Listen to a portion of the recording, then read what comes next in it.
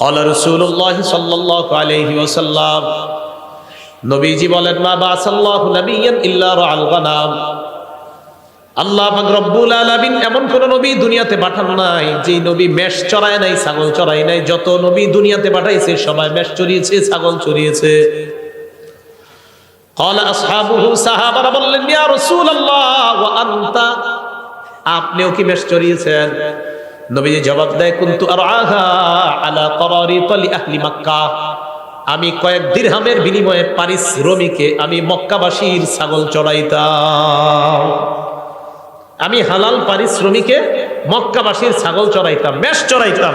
হালাল উপার্জনের জন্য নবীজি বলেন আমি মেষ চড়াইতাম। তাহলে হালাল উপার্জন করতেন নবীজি মেষ চড়িয়ে, কারণ রসুলদের খাদ্য হালাল হতে হবে। আমাদের নবীও বলেন যে আমি উপার্জন করতাম কিভাবে, মেষ চড়াইতাম, এর বিনিময়ে আমি কয়েক কিরাত দিরহাম পাইতাম। তাহলে নিজের উপার্জিত এই হালাল ইনকামটা, এটা যত কষ্টকর হোক, এটা যদি হালাল হয়, এটার মধ্যে আলাদা একটা শান্তি আছে। সহিহ বুখারী 2072 নম্বর হাদিসের বর্ণনা। আনিল মিকদাম রাদিয়াল্লাহু তাআলা আনহু قال قال رسول الله صلى الله عليه وسلم, মিকদাম রাদিয়াল্লাহু তাআলা আনহুর বর্ণনা, রাসূলুল্লাহ সাল্লাল্লাহু আলাইহি ওয়াসাল্লাম বলেন, হাদিসের অনুবাদটা মন দিয়ে শুনেন, মা আকালা আহাদুন তাআমান কাত্তু খায়রাম মিন আইয়া আকুলা মিন আমালি ইয়াদিহি, কোন মানুষ তার হাতের উপার্জিত হালাল খাদ্যের চাইতে উত্তম খাদ্য আর কখনো খায় না। কোন মানুষ নিজের হাতের, নিজের কষ্টের উপার্জিত হালাল খাদ্যের চাইতে দামি খাদ্য, পবিত্র খাদ্য, এত উত্তম খাদ্য আর মানুষ খায় না। মানুষের কষ্টের হালাল উপার্জিত খাদ্যটা এটা এতটা দামি। পরে কি কয় দেখেন, وإن نبي الله داود عليه الصلاة والسلام كان يأكل من عمل يده, আল্লাহ নবী দাউদ আলাইহিস সালাতু ওয়াস সালাম নিজের হাতের উপার্জিত, এই উপার্জিত ইনকামের পর ওই ইনকাম দিয়ে তিনি হালাল খাদ্য গ্রহণ করতেন। এর মানে নবী দাউদ নবীও নিজের কষ্টার্জিত হালাল খাদ্য গ্রহণ করতেন। এই হাদিস থেকে বুঝলাম আমাদের হাতে হালাল খাদ্য উপার্জন, আমাদের হাতে হালাল উপার্জনটা এবং এটা দ্বারা হালাল খাদ্য সঞ্চয় করা, এটা হলো সবচেয়ে উত্তম। নবী দাউদ আলাইহিস সালাতু ওয়াস সালাম উনিও নিজের হাতে কামাই করতেন, এই সঞ্চয়কৃত ওনার অর্থ দিয়ে উনি জীবিকা নির্বাহ করতেন। বুখারী শরীফের 2074 নম্বর হাদিসের বর্ণনা।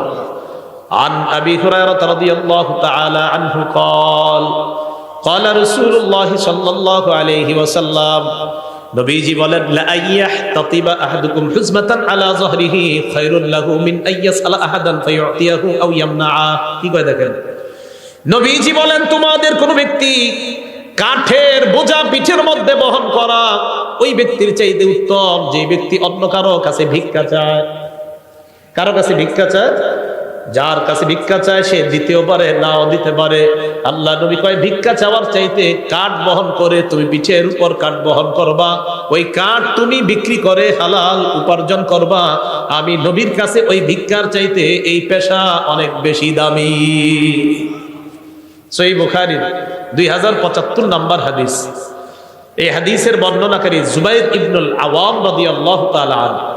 عن الزبير بن العوام رضي الله تعالى عنه قال قال رسول الله صلى الله عليه وسلم لأن يأخذ أحدكم أحبله خير له من أن يسأل الناس। কি কয় দেখেন, তোমাদের কোন ব্যক্তি রশি নিয়ে জঙ্গলে যাইবা, যাওয়ার পর লাকড়ি সংগ্রহ করবা, ওই লাকড়ি রশি দিয়ে বাঁধার পর ওই লাকড়ি বিক্রি করে হালাল উপার্জন করবা, এটা মানুষের কাছে চাওয়ার চাইতে অনেক দামি। তাহলে হালাল উপার্জন অন্য কারো কাছে ভিক্ষা করার চাইতে অনেক দামি। দুইটা হাত ভালো আছে, এই ভালো আছে, দুই হাত পা সব সুস্থ, আপনি ভিক্ষা করার চাইতে হাতে কোনো কাজ টাজ করে হালাল উপার্জন করা, এটা নবীজি দামি উপার্জন বললেন। আমার সাথে একটা বাংলা বলেন, বলেন ভালো মানুষের জন্য ভালো সম্পদ কতই না উত্তম। আবার বলেন ভালো মানুষের জন্য ভালো সম্পদ কতই না উত্তম। এবার একটা হাদিস শুনেন, আল আদাবুল মুফরাদিন, ইমাম বুখারীর লেখা 299 নম্বর হাদিস। আমর ইবনুল আস রাদিয়াল্লাহু তাআলা আনহুর বর্ণনা, তিনি বলেন, বাসাইলাইয়ান নবী সাল্লাল্লাহু আলাইহি ওয়াসাল্লাম, আমর ইবনুল আস রাদিয়াল্লাহু তাআলা আনহু বলেন, আল্লাহর নবী আমার কাছে সংবাদ পাঠিয়েছেন, ফাআমারানি আন আকুযা আলাইয়া সিয়াবি ওয়া সিলাহি সুম্মা আতিহি, আমি যেন যুদ্ধের পোশাক পরে অস্ত্রে শস্ত্রে সুসজ্জিত হয়ে আল্লাহ নবীর কাছে আসি, এই সংবাদ আমার কাছে পাঠাইছেন। আমর ইবনুল আস বলেন, ফাআলতু ফাআতাইতুহু ওয়া হুয়া ইয়াতাওয়াদ্দা, আমি যুদ্ধের পোশাক পরলাম, অস্ত্রে শস্ত্রে সজ্জিত হয়ে আল্লাহ নবীর কাছে গেলাম, গিয়ে দেখি আল্লাহ নবী ওযু করে। নবীজির কাছে যাওয়ার পর ফাসাআদা ইলাইয়াল বাসার, নবী আমার দিকে এইভাবে মাথা উঠায় ভালোভাবে তাকাইলেন, গভীরভাবে আমাকে দেখলেন।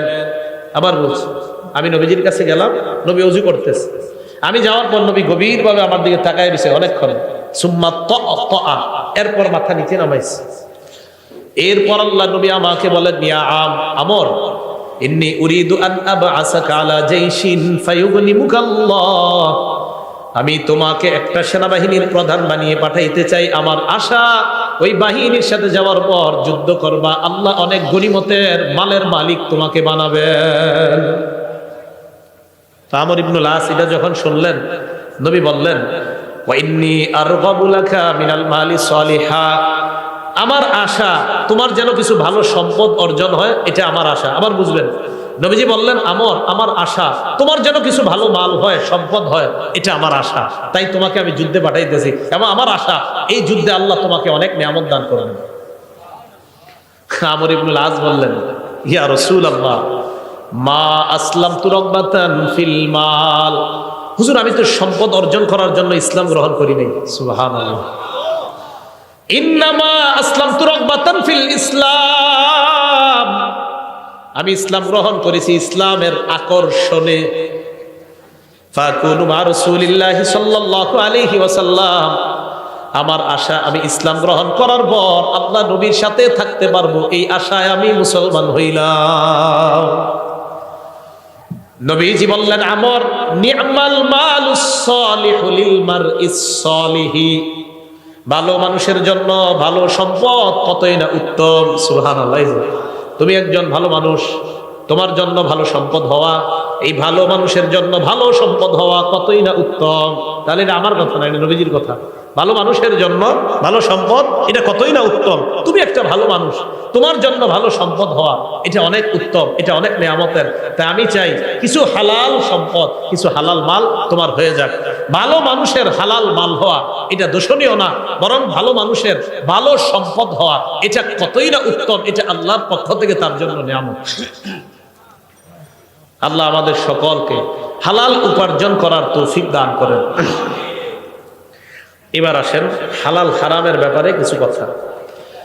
হালাল উপার্জন বা হালাল খাদ্য খাওয়ার জন্য আল্লাহ আদেশ করেছেন। কে আদেশ করেছেন? এটা সব মানুষদেরকে আদেশ করেছেন। সূরা বাকারা 168 নম্বর আয়াতে আল্লাহ বলেন, ইয়া আইয়ুহান নাস কুলু মিম্মা ফিল আরদি হালালান তাইয়্যিবা, হে মানুষ, পৃথিবীর মধ্যে যা হালাল পবিত্রতা তোমরা খাও। এই আয়াত নাযিল হওয়ার পর সাদ ইবনে আবি ওয়াক্কাস রাদিয়াল্লাহু তাআলা আনহু আল্লাহ নবীকে বললেন, উদউল্লাহ লি আইয়াজআলানি মুস্তাজাবাদ দাওয়া, ইয়া রাসূলুল্লাহ, আল্লাহর কাছে দোয়া করেন আল্লাহ যেন আমাকে মুস্তাজাবুদ দাওয়া বানায়া দেয়। বলেন মুস্তাজাবুদ দাওয়া, বলেন। মুস্তাজাবুদ দাওয়া মানে দোয়া করার সাথে সাথেই কবুল হয়ে যাবে। নবীজিকে বললাম, হুজুর আপনি আমার জন্য দোয়া করেন যেন আমি দোয়া করার সাথে সাথেই আমার দোয়া কবুল হয়ে যায়, আল্লাহ যেন আমারে এমন বানায় দেয়। তো এদেরকে বলা হয় মুস্তাজাবুদ দাওয়া। বলেন কি বলা হয়? নবীজি বললেন, ইয়া সাআদ আতিব মাতআমাক তাকুন মুস্তাজাবাদ দাওয়া, সাআদ হালালটা পবিত্র করো, সাআদ খাবারটা পবিত্র করো, সাআদ খাবারটা পবিত্র করো, সাআদ হালাল খাদ্য খাও, তাকুন মুস্তাজাবাদ দাওয়া, পেটে হালাল ঢুকাও, তুমি মুস্তাজাবুদ দাওয়া হয়ে যাবা। পেটে যদি হালাল খাবার যায়, আল্লাহর কাছে যা বলবা আল্লাহ তাই কবুল করবেন। হালাল খাও, হালাল খাও, মুস্তাজাবুদ দাওয়া হয়ে যাবে। তাহলে বলেন দোয়া কবুলের জন্য শর্ত কি? খাওয়া হালাল, ভিতরে হালাল, হালাল ঢুকাইতে হয়। সূরা নাহল 114 নম্বর আয়াত আল্লাহ বলেন ফাকুলু মিম্মা রাযাকাকুমুল্লাহু হালালান তাইয়্যিবা। আল্লাহ যে রিজিক তোমাদেরকে দিয়েছেন তা থেকে পবিত্র হালাল যে রিজিক তা তোমরা গ্রহণ করো। ওয়াশকুরু নি'মাতাল্লাহ, এবং আল্লাহর নিয়ামতের শুকরিয়া আদায় করো। বলেন আমার সাথে, হালাল খাবো, বলেন আর আলহামদুলিল্লাহ বলবেন। হালাল খাবো, শুকরিয়া আদায় করবেন। তো আল্লাহ বলেন তোমরা হালাল খাও আর শুকরিয়া আদায় করো, হালাল খাও, শুকরিয়া আদায় করো। আর হালালকে যত শুকরিয়া আদায় করবেন তত আপনার নেয়ামত আল্লাহ পাক রব্বুল আলামিন বাড়িয়ে দিবেন। হালাল খাদ্যের জন্য আল্লাহর কাছে দোয়া করবেন। তিরমিজি শরীফের 2361 নম্বর হাদিসের বর্ণনা, ক্বালা রাসূলুল্লাহ সাল্লাল্লাহু আলাইহি ওয়াসাল্লাম, নবীজি বলেন আল্লাহুম্মা জাআল রিজকা আলি মুহাম্মাদিন কুতা। নবীজি আল্লাহর কাছে দোয়া করতেন, আল্লাহ মুহাম্মদ সাল্লাল্লাহু আলাইহি ওয়াসাল্লামের পরিবারের জন্য জীবন ধারণের উপযোগী হালাল খাদ্যের ব্যবস্থা করে দেন। সুখী মানুষের তিনটা অবস্থা নবী বলছেন। একজন মানুষের মাঝে 3 গুণ পাওয়া গেলেই সে সুখী। বলেন কয় গুণ? 3টা গুণ যদি আগামীকাল সকালে আপনার মাঝে পাওয়া যায় তাহলে বুঝবেন আগামীকাল আপনি সুখী। কয় গুণ? হ্যাঁ, কালকে পাওয়া গেলে কালকেই সুখী। দলিল তিরমিজি শরীফের 346 নম্বর হাদিসের বর্ণনা, 2346। ক্বালা রাসূলুল্লাহ সাল্লাল্লাহু আলাইহি ওয়াসাল্লাম, নবীজি বলেন মান আসবাহা মিনকুম আমিনান ফি সিরবিহি, তোমাদের মধ্যে কোনো মানুষ যদি সকাল অবস্থা হয় এমন অবস্থায় তার পরিবার নিয়ে সে নিরাপদে আছে। 1 নাম্বার, তোমাদের মধ্যে যদি কারো সকাল এমন অবস্থায় হয় সে পরিবারের মধ্যে নিরাপদ, পরিবার সহ পুরা নিরাপদে আছে। 1। 2 নাম্বার, মুআফান ফি জাসাদিহি, শরীরটা সুস্থ আছে। 3 নাম্বার, ইনদাহু কুতু ইয়াউমিহি, তার কাছে একদিনের খাদ্য আছে। বলেন তো 1 নাম্বার পরিবার নিয়ে সুখে আছে, 2 নাম্বার সুস্থ আছে, 3 নাম্বার কয়দিনের খাবার? নবীজি বলেন কান্নামা হিজাত লাহুদ দুনিয়া, এই ব্যক্তির জন্য কেমন যেন পুরা দুনিয়ার সব কল্যাণ জমা করা হয়েছে। এই জন্য হালাল খাবেন আর দোয়া করবেন, হালাল খাবেন আর দোয়া করবেন। আরেকটা, হালাল খাবেন আর শুকরিয়া আদায় করবেন। আর আল্লাহ তো বলছে শুকরিয়া আদায় করবা, আমি আল্লাহ নিয়ামত আরো বৃদ্ধি করে দিব। আল্লাহ আমাদেরকে হালাল খাদ্য খাওয়ার তৌফিক দান করেন। সূরা তাহা 81 নম্বর আয়াতে আল্লাহ বলেন কুলু মিন তাইয়্যিবাতি মা রাযাকনাকুম, আমি তোমাদেরকে যে খাদ্য দিয়েছি তার মধ্যে পবিত্র যেটা, এটা তোমরা খাও, পবিত্র খাদ্য তোমরা খাও। সূরা ইউনূসের 59 নম্বর আয়াতে আল্লাহ বলেন কুল আরাআইতুম মা আনজালাল্লাহু লাকুম মিন রিজকিন ফাজআলতুম মিনহু হারামান ওয়া হালালা। নবী আপনি বলেন তোমরা কি ভেবে দেখেছো আল্লাহ তোমাদের জন্য যে রিজিক নাজিল করছেন ওই রিজিকের কিছু অংশ তোমরা হালাল বানাও আর কিছু অংশ তোমরা হারাম করছো। এই যে তোমরা হালাল করো আর হারাম করো, আল্লাহু আযিনা লাকুম, এই আদেশ কি আল্লাহ তোমাদেরকে দিয়েছেন? আম আলাল্লাহি তাফতারুন, নাকি তোমরা আল্লাহর নামে মিথ্যা অপবাদ দাও? এই আদেশ কি আল্লাহ তোমাদেরকে করেছেন কিছু হালাল কিছু হারাম করার জন্য, নাকি আল্লাহর নামে তোমরা মিথ্যা অপবাদ দাও? আমাদের সকলকে আমরা যেন হালালকে হালাল হিসাবে গ্রহণ করি, হারামকে হারাম হিসাবে গ্রহণ করতে পারি, আল্লাহ তৌফিক দান করেন। সহিহ বুখারী 2059 নম্বর হাদিসের বর্ণনা। এই হাদিসটা আমাদের বর্তমান যুগের সাথে আমরা মিলাই দেখেন কি বলে নবীজি। আল্লাহুম্মা লাকাল হামদু ওয়া শুকর। عن أبي هريرة رضي الله تعالى عنه قال قال رسول الله صلى الله عليه وسلم, আবু হুরায়রা রাদিয়াল্লাহু তাআলা আনহুর বর্ণনা, নবীজি সাল্লাল্লাহু আলাইহি ওয়াসাল্লাম বলেন ইয়াতি আলান নাসি জামান, মানুষের উপর এমন একটা সময় আসবে লা ইউবালিল মারউ মা আখাযা মিনহু, মানুষ যাচাই বাছাই করবে না কোত্থেকে সে উপার্জন করে, আমিনাল হালালি আমিনাল হারাম। নবীজি বলেন এমন একটা সময় আসবে যে সময় মানুষ পরোয়া করবে না, হালাল কামাই করলো না হারাম কামাই করলো পরোয়া করবে না, পকেটে আসলেই হয়, হালাল হোক আর হারাম হোক এটা পরোয়া করবে না। এই যুগ নবী বলছে আসবে। আপনারা বলেন এটা কি আসবে? তাখরিজু শরহি সুন্নাহ একটা কিতাব। এই কিতাবের 4113 নম্বর বর্ণনা। আন আব্দুল্লাহ ইবনে মাসউদ রাদিয়াল্লাহু তাআলা আনহু قال আব্দুল্লাহ ইবনে মাসউদ রাদিয়াল্লাহু তাআলা আনহুর বর্ণনা, তিনি বলেন, ইয়া আইয়ুহান নাস ইত্তাকুল্লাহ, হে মানুষ তোমরা আল্লাহকে ভয় করো, রিজিক অন্বেষণে তোমরা মধ্যপন্থা অবলম্বন করো। এবার যেটা বলবো অনুবাদটা মন দিয়ে শুনেন, কি কয় দেখেন। লা ইয়াহমিলান্নাকুম ইস্তিবতাউর রিজকি আন তাতলুবুহু বিমাআসিল্লাহ। হালাল পথে রিজিক তালাশ করতে গিয়ে রিজিক আসতে যদি বিলম্ব হয়, আবার বলছি, হালাল পথে রিজিক তালাশ করতে গিয়ে প্রচুর রিজিক আসতে যদি বিলম্ব হয়, রিজিক তালাশ করতেছেন, রিজিক আপনার কাছে আস্তে আস্তে আসতেছে, তো রিজিক তালাশ করতে গিয়ে রিজিক যদি আসতে বিলম্ব হয়, আব্দুল্লাহ ইবনে মাসউদ বলেন, এই রিজিক আসতে বিলম্ব হইলে তোমরা তাড়াতাড়ি রিজিক উপার্জনের জন্য কোন নাফরমানির পথ বাইছে নিবা না। আবার দেখেন কি কয়, লা ইয়াহমিলান্নাকুম ইস্তিবতাউর রিজকি, হালাল পথে রিজিক আসার বিলম্ব হওয়াটা, কি কয় দেখেন, হালাল পথে রিজিক আসার বিলম্ব হওয়াটা লা ইয়াহমিলান্নাকুম, তোমাদেরকে যেন উদ্বুদ্ধ না করে, আন তাতলুবুহু বিমাআসিল্লাহ, হালাল পথে রিজিক আসা বিলম্ব হওয়াটা তোমাদেরকে যেন হারাম পথে দ্রুত রিজিক কামায়ের প্রতি উদ্বুদ্ধ না করে। দোস্তে বলবে, কি রে কি করস, টাকা পয়সা নাই এত, আর বলিস না, ক্ষেত খামার করি কোনো মতে আসে আর কি। আরে আমি কিছু সিস্টেম শিখে নিয়ে গেছে বাজারে, বাজারে গিয়ে কিছু কিছু সিস্টেম শিখাই দিছে যে এই সিস্টেমে তাড়াতাড়ি ধনী হওয়া যায়। ওলামায়ে কেরামের কাছে জিজ্ঞাসা করছে, হুজুর আমাকে এরকম সিস্টেম দিছে, আলেমরা বলছে এটা তো হারাম সিস্টেম, এটা তো সুদি সিস্টেম। কয় না, এখানে তো ইসলামের নামাজ। কিসের নামাজ? কয় এবং ওই অফিসের মধ্যে তো এটাও লেখা, পিছনে সূরা বাকারা 275 নম্বর আয়াতও লেখা আছে, আহাল্লাল্লাহুল বাই'a ওয়া হাররামার রিবা, আল্লাহ ব্যবসা হালাল করেছেন, সুদকে হারাম করেছেন। এটা তো পিছনেও লেখা আছে, এরপরে ওই অফিস কিভাবে হারাম কাজ করে? ইসলামের লেভেল, কোরআনের আয়াত আর হাদিস পিছনে লাগায়া সুদের কারবার যদি কেউ করে, এটা কিয়ামত পর্যন্ত হালাল হবে না, হারাম, এটা হারামই থাকবে। তাহলে লেভেল লাগাইলে হারাম হালাল হয়ে যায় না। কি কথা বুঝে আসছে? আচ্ছা, তিরমিজি শরীফের 2376 নম্বর হাদিসের বর্ণনা, হাদিসটা মন দিয়ে শুনেন।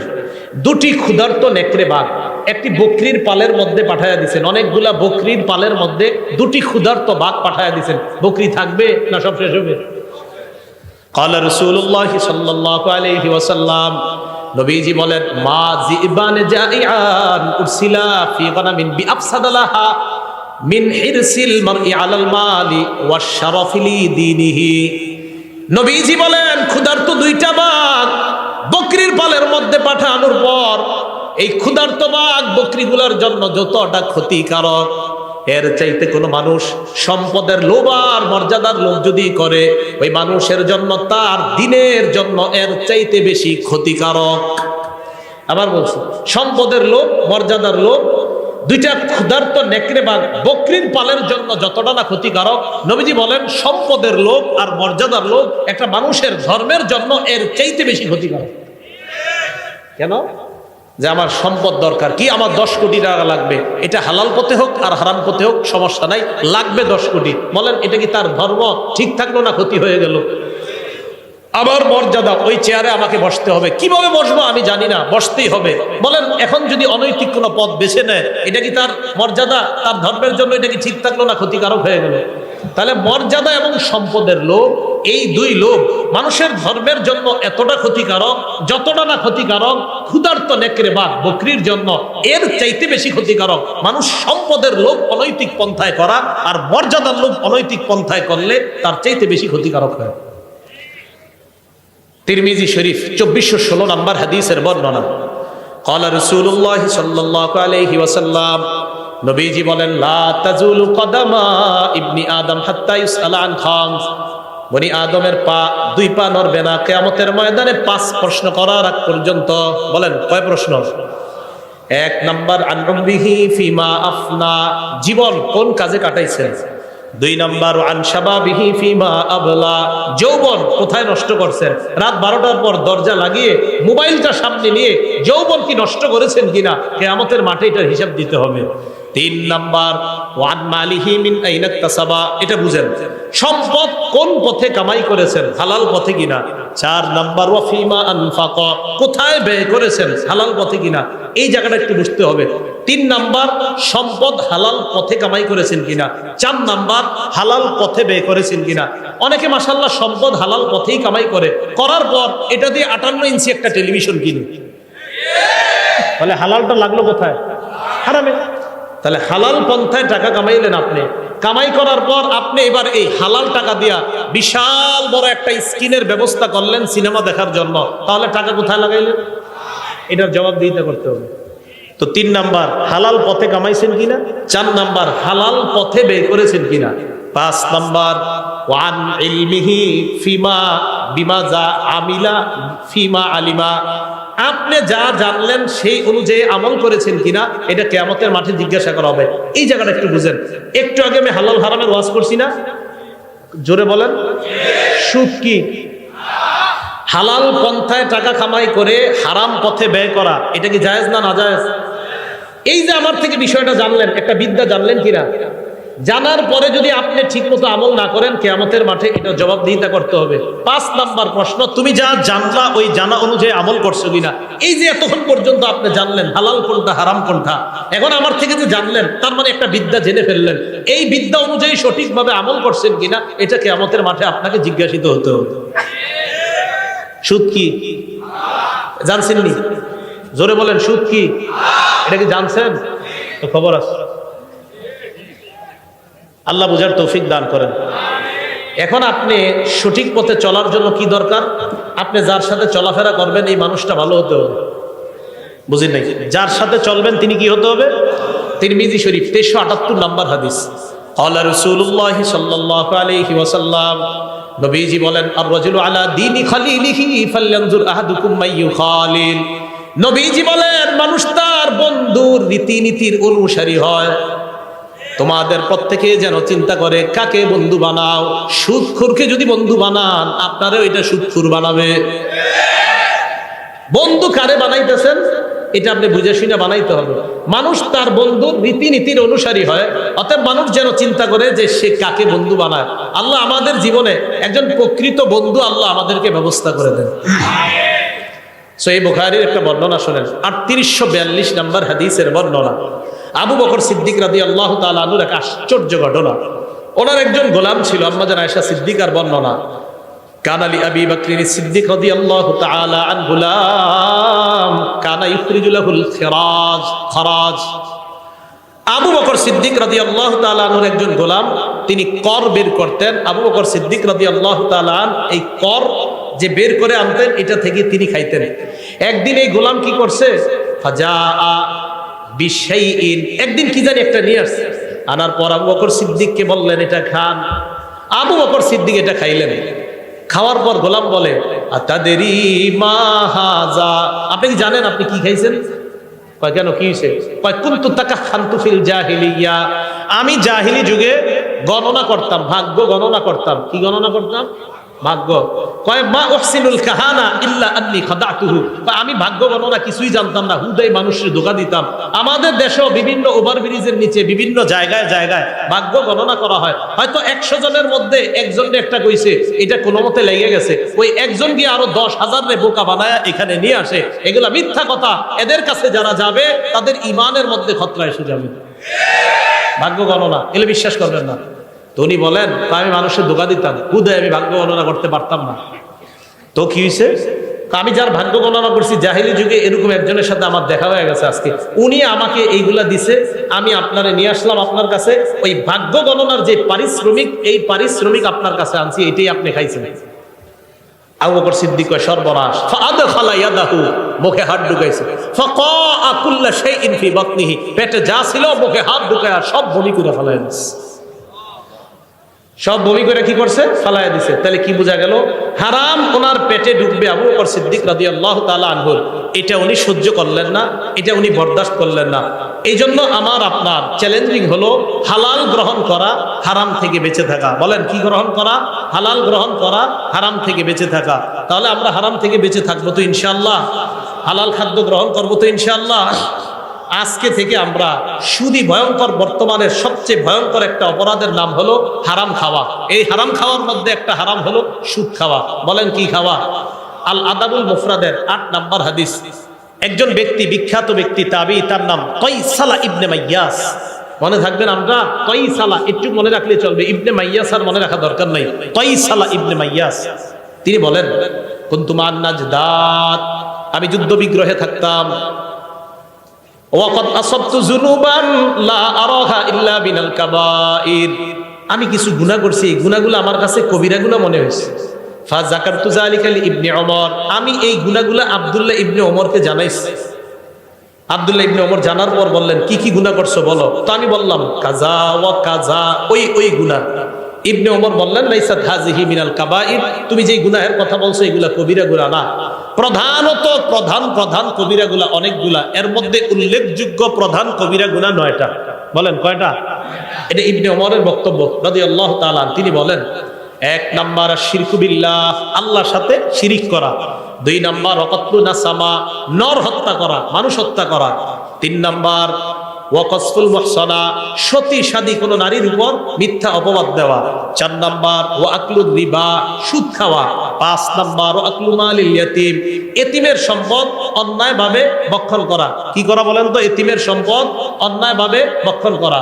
6 নাম্বার ওয়াল ফিরারু মিনাজ জাহফি, জিহাদের ময়দান থেকে পলায়ন করা। 7 নাম্বার ওয়া ইলহাদুন ফিল মসজিদি, মসজিদের মধ্যে ধর্মদ্রোহী কাজ করা। 8 নাম্বার আল্লাযী ইস্তাসখিরু, ধর্ম নিয়ে উপহাস করা। 9 নাম্বার ওয়া বুকাউল ওয়ালিদাইনি মিনাল উকুক, আপনার নাফরমানির কারণে পিতামাতার চোখ দিয়ে পানি আসা, এটাও ভয়ঙ্কর 9 অপরাধের অন্তর্ভুক্ত।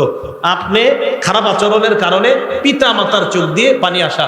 এই 9টার মধ্যে আকলু রিবা, দেখেন সুদ খাওয়া আছে। বলেন সুদ খাওয়া আছে? তাহলে সুদের কথাটা এইখানে আনলেন। সহিহ বুখারী 766 নাম্বার হাদিস, সেখানে রাসূল সাল্লাল্লাহু আলাইহি সাল্লাম বললেন, ইজতানিবুস সাবআল মুবিকাত, 7টি ধ্বংসাত্মক অপরাধ থেকে বাঁচো। এর মধ্যে রাসূল সাল্লাল্লাহু আলাইহি সাল্লাম 4 নম্বরে সিরিয়ালে আকলু রিবা, সুদ খাওয়ার কথা বলেছেন। কি খাওয়া বলেন তো? সুদ খাওয়া।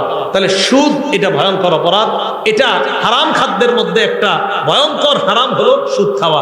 আল্লাহ আমাদের এই পুরা সমাজকে সুদ মুক্ত একটা সমাজ যেন সবাই মিলেমিশে আমরা সবাই গঠন করতে পারি, আল্লাহ তৌফিক দান করেন।